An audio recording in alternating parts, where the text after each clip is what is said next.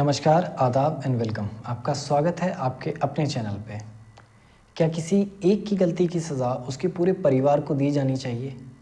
क्या सरकार और उसके अधिकारी कानून से ऊपर हैं? क्या कोई भी सरकार लोगों को अपनी मनमर्जी के हिसाब से सज़ा दे सकती है? क्या बिना किसी का पक्ष सुने, बिना कोई कानूनी प्रक्रिया से गुजरे हुए किसी को सज़ा दी जा सकती है?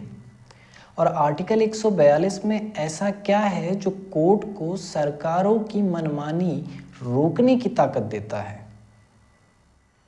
आइए समझते हैं कि बुलडोज़र न्याय आखिर है क्या। कथित आरोपी तथा अपराधी के घर पर व दुकान पर बिना कोर्ट की आज्ञा के बुलडोज़र चला देने को बुलडोज़र का न्याय कहते हैं। वैसे तो बुलडोज़र का प्रचलन पूरे देश में हो चला था, पर इसका सबसे ज़्यादा उपयोग उत्तर प्रदेश, दिल्ली, महाराष्ट्र, गुजरात, आसाम में हो रहा था। बुलडोज़र का न्याय, आइए जानते हैं वो 5 कारण। पहला, ये रेट्रिब्यूटिव जस्टिस को प्रमोट करता है, जो कि भय और प्रतिशोध की संस्कृति पैदा करता है, जहां लोगों को बिना निष्पक्ष सुनवाई के दंडित किया जाता है।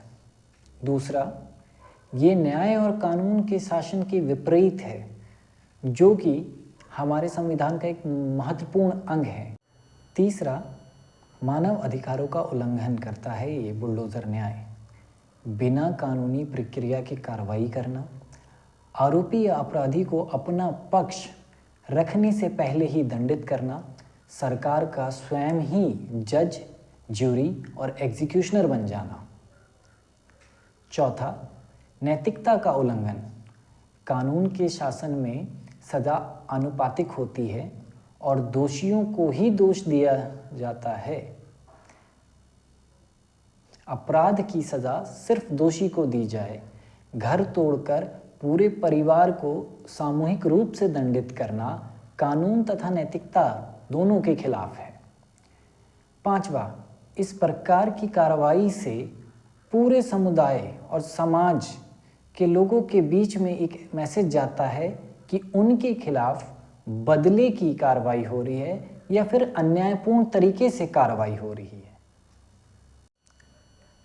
बुलडोज़र न्याय पे फैसला सुनाते हुए सुप्रीम कोर्ट ने 5 महत्वपूर्ण टिप्पणियां की।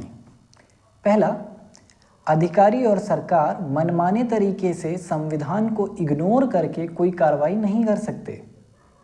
दूसरा, बिना कारण बताओ नोटिस दिए तथा नोटिस जारी होने की तिथि से 15 दिनों के भीतर कोई कार्रवाई नहीं होगी। बैक डेट में नोटिस जारी करना भी गलत माना जाएगा, क्योंकि कुछ अधिकारी कानून को तोड़ मरोड़ कर ऐसा करते आए हैं जिसके बारे में कोर्ट पहले से ही अवगत है।